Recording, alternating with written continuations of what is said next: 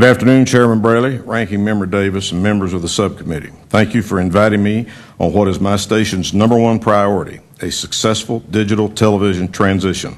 My name is Jack Dempsey, and I'm the General Manager of Media General's WJHL-TV in Johnson City, Tennessee. I'm located in a smaller market, the 91st rated market out of 210 markets in the country. I'm happy to be here to offer my perspective on the role of small broadcasters in the upcoming digital television conversion. Broadcasters remain fully committed to ensuring that no viewer loses access to free television after the transition. But I want you to be aware that broadcasters, particularly small broadcasters, are making this transition at a significant cost. To give you some scope of the investment, broadcasters nationwide have spent in excess of $5 billion upgrading equipment to migrate to an all-digital world in 2009. My station alone has spent over $6 million to make the DTV transition a reality. What many people don't realize is that DTV transition costs are the same in a small market as in a large market. The equipment costs are the same whether you're in Johnson City or New York City. Unfortunately, the DTV transition has produced virtually no increase in our revenues that can be used to offset the significant costs broadcasters have had to incur. Take my station, for example. In first constructing WJHL's transitional DTV facilities, we've had to buy and install a new antenna on the side of our tower, keeping our analog antenna on the top. In addition to a new antenna, we had to install a new DTV transmitter, a new filter, and new transmission lines. We completed construction of our initial DTV facilities in early 2002. Since 2005, we have been broadcasting in full power in both analog and digital, which entails running 2 facilities with 2 electric bills. Almost a third of the $6 million we are spending will go toward transitional equipment that we will no longer use after February 17, 2009.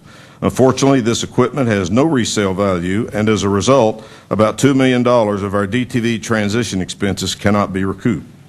In addition to the cost of transitioning WJHL's technical facilities to DTV, we have undertaken extensive efforts to educate the public about the transition.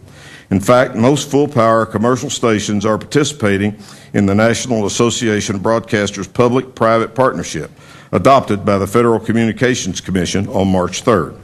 Those broadcasters, like WJHL, that have opted into the partnership have agreed to air public service announcements, crawls, snipes, and news tickers, a 100-day countdown clock, and a 30-minute DTV informational television program in English and Spanish.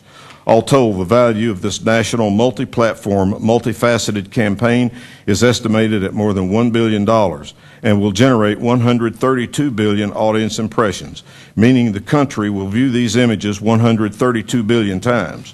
All said, every viewer will see this message 642 times. Certainly, broadcasters are excited about the possibility that digital broadcasting brings, but there continue to be challenges that we face. First, in the current must-carry retransmission consent cycle, we have not received any fees from cable systems carrying our channels, be it analog or digital. Broadcasters provide the most watched content on television, and I believe we should be fairly compensated by cable companies for that signal. Secondly, a digital world allows broadcasters to offer additional streams or multicast channels, so we can provide more local programming. We offer a 24-hour local weather channel, but we have very limited cable carriage of this multicast channel, and it affects our ability to obtain any new advertising revenue from the channel.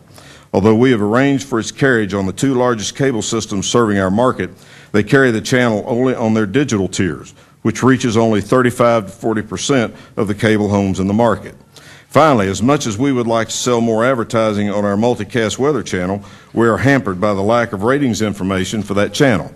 In addition, there's no commercially available ratings information measuring the viewership of our primary DTV channel separate and apart from our analog channel.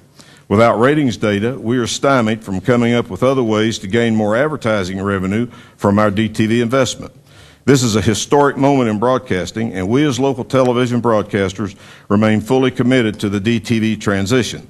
I believe that through our efforts and sacrifices, the public will be well prepared on February 17, 2009.